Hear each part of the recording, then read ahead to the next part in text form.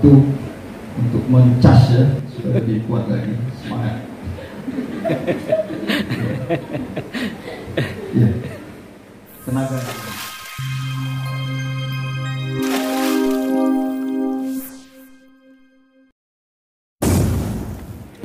Raditu billahi rabban wa bi islami dinan wa bi muhammadin nabiyyan wa rasulan wa kafa billahi shahida. Asyhadu an la ilaha illallah wahdahu la syarika lah, lahul mulku samawati wal ardh wa lam yattakhidh walada wa lam yakul lahu syarikun fil mulki wa khalaqa kulla shay'in faqadarahu taqdira. Wa asyhadu anna muhammadan abduhu wa rasuluhu arsalahu syahidan wa mubasysyiran wa nadhiran wa da'iyan ila Allah bi idzni wa sirajan munira. Allahumma shalli wa sallim ala hadzal nabiyil karim wa rasulil azim sayyidil ulil muhajjalil maqa'idil mujahidin nabiyina wa qudwatina wa syafi'ina wa qurratu a'yunina Muhammadin wa ala alihi wa sahbihi wa ansarihi wa junudi wa man ahya sunnata wa sallallahu alaihi wasallam. Alhamdulillah rabbil alamin.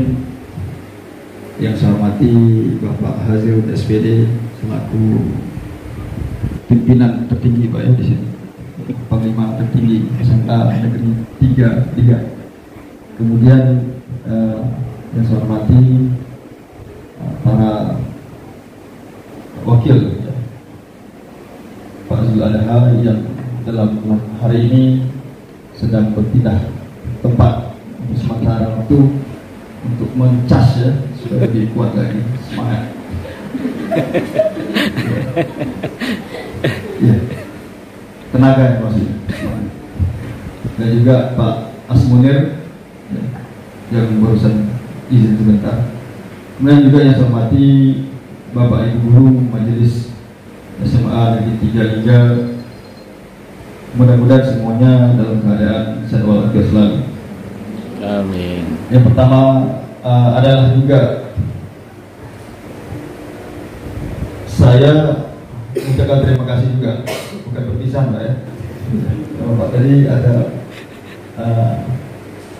aura perpisahan yang jelas tadi. Dan saya terima kasih telah diterima di sini, sangat bersyukur. Selama 1 bulan lebih ini kayaknya tidak ada penolakan. Jadi semangat ke Gunung ini. Ya, hujan-hujan pun datang. Mudah-mudahan penerimaan ini seterusnya dalam proses perjuangan ya, agar merasakan alam yang berbeda, jadi lebih terasa sedap perjuangan itu. Dan itu semuanya tidak terlepas dari tingkat penerimaan Bapak Ibu semuanya di sini, kemudian juga siswa juga yang semakin hari sudah ada chemistry-nya, nah, itu lebih enak. Bapak Ibu yang dimuliakan Allah Subhanahu wa taala, yang pertama adalah rasa syukur kita kepada Allah Subhanahu wa taala karena pada hari ini kita masih diberikan kesempatan untuk bertemu, bertatap muka, dan juga tetap dalam keadaan semangat melaksanakan aktivitas kita. Mudah-mudahan segala aktivitas kita ini selalu diberkahi oleh Allah Subhanahu wa taala dan tentunya kehidupan kita selalu dalam keberkahan. Kemudian salawat dan salam kepada junjungan Nabi besar Muhammad sallallahu alaihi wasallam bil qaul Allahumma shalli ala Muhammad wa ala alihi. Bapak Ibu yang dengan Allah Subhanahu wa taala, ini bukan tausiah, nasihat, karena saya juga sering harus diberi nasihat. Ini bukan ceramah, karena tidak enak mendengar ceramah itu. Paling tidak enak diceramahi. Habis diceramahi itu mirip habis dimarah.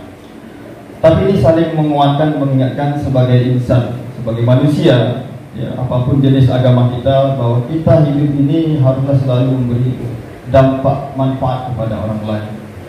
Dalam sebuah ungkapan Rasulullah SAW yang sering kita dengar, bahwa kehebatan kita ini sebenarnya tidak akan berarti apa-apa kalau setiap orang yang kita temukan itu tidak merasakan faedah manfaat.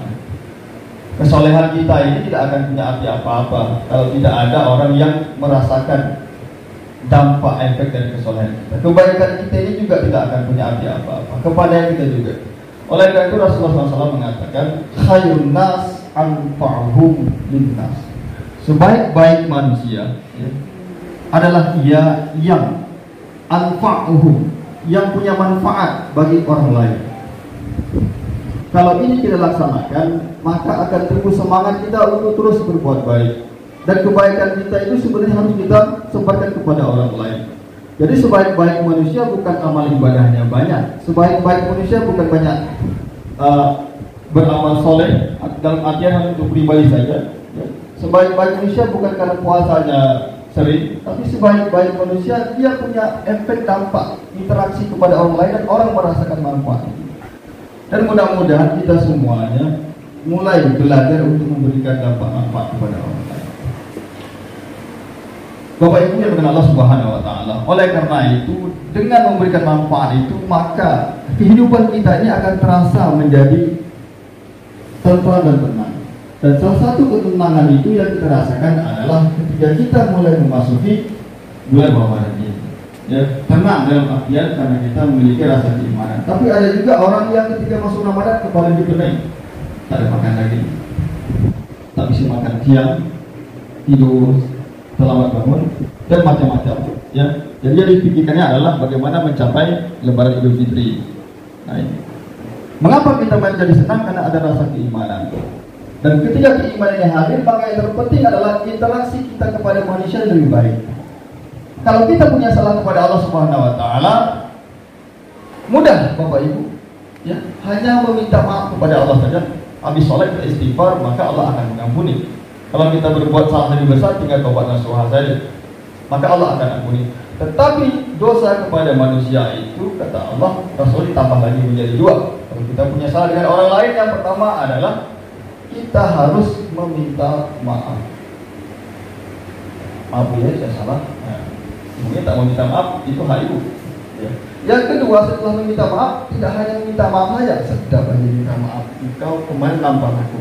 Yang kedua adalah mengganti kerugian. Kalau hari ini kita pernah curi mangga orang, kita baikkan lagi sama minta maaf. Jangan sampai kita curi barang orang, kita ambil lalu kita minta maaf. Itu belum. Kecuali dia mengikhlaskan. Jadi dosa kepada manusia ini dua. Selain dia bertobat kepada Allah, dia harus mengganti kerugian dan meminta maaf. Nah, di bulan Ramadan ini terkait sebuah ungkapan, ya, para ustaz sering mengatakan bahwa Rasulullah itu ketika dia berkhutbah tiba-tiba dia bilang amin, amin. Ini sebentar atau lama, Pak? Saya tak bisa bicara, nanti kena cakap tak bisa berhenti. Nanti kalau memang dah habis kasih tahu ya, off Pak. Atau lambaikan bendera putih. Rasulullah mengaminkan. Yang pertama, Malaikat Jibril berdoa kepada Allah, ya Allah, dengan Engkau terima ya, puasa umat Muhammad kalau ia sebelum Ramadan tidak melakukan 3 hal. Yang pertama, ia tidak memohon maaf kepada orang tuanya ketika masih hidup. Orang yang sering kita sakiti orang tua, termasuk orang tua di lingkungan kita. Ya, jadi kalau punya salah dengan orang tua, sebaiknya kita minta maaf. Yang kedua adalah jangan engkau terima amalan Ramadan umat Muhammad jikalau ia tidak meminta maaf kepada suaminya atau istrinya. Ya, kecuali Pak Naro belum boleh lagi meminta maaf. Ya, Pak Naro cuma yang ke-1, yang kedua terlepas saja. Jadi yang suami istri bolehlah minta maaf. Balik ke rumah nangis-nangis dulu ya, habis nangis ajak makan. Ya, biasa gitu. Ya, bagi para suami yang begitu. Yang ketiga adalah jangan engkau terima amalan Ramadan umat Muhammad yang ia tidak meminta maaf, belum meminta maaf kepada orang-orang di sekelilingnya. Oleh karena itu, dengan hari Ramadan ini kita tentu ingin memperbaiki pribadi kita, kualitas keilmuan kita, keimanan kita, dengan menjaga ya, aura kebaikan kepada sesama kita. Karena yang tahu kita ini bukan orang luar, tapi orang-orang yang bergaul dengan kita. Salah satu adalah lingkungan kita. Mudah-mudahan ya, sesama kita tidak memiliki dendam yang kita bawa sampai kita mati. Ya, karena memaafkan itu ternyata lebih mudah menasihati, tapi lebih sulit untuk kita menerapkan. Kita sering menasihati, minta maaf, tapi kalau kita yang punya salah, aku tak akan minta maaf sampai mampus pun tak akan aku maafkan. Biar diversi. Nah, ini. Hal seperti ini yang harus kita perbaiki. Karena apa? Kita pun akan mengalami akhir kehidupan kita. Oleh karena itu, kita berdoa dengan datangnya Ramadan ini, ya, bagaimana para orang-orang terdahulu ketika dalam Ramadan dia berdoa, ya. Ketika masuk bulan Sa'ban, bulan Rajab dia berdoa, Allahumma barik lana fi Rajab wa Sya'ban wa balighna Ramadan. Ya Allah, Ya, berkahilah kami di bulan Rajab, Sa'ban dan sampaikanlah di bulan Ramadan.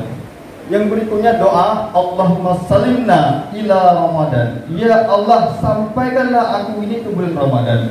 Wa salimna Ramadan, dan hantarkan Ramadan kepadaku, dan wa tusalimhuna mutaqabbalan, dan terimalah amalan Ramadan ini bagiku. Dan kita berharap Ramadan ini datang tidak hanya rutinitas saja, tetapi lebih kepada kemampuan kita menambah kapasitas keimanan, keilmuan, dan kebaikan kita. Saya rasa cukup ya. Cukup ya. Ya. Nanti kita tambah lagi. Ya, terima kasih ya. Ya, jangan lupa nanti amplopnya diberikan. Iya, ya, terima kasih Bapak Ibu. Ya, tadi sebentar saja, cuma terlanjak ya. Sorry, maaf ya. Baik, untuk kita sebelum kita mengakhiri sama-sama kita berdoa.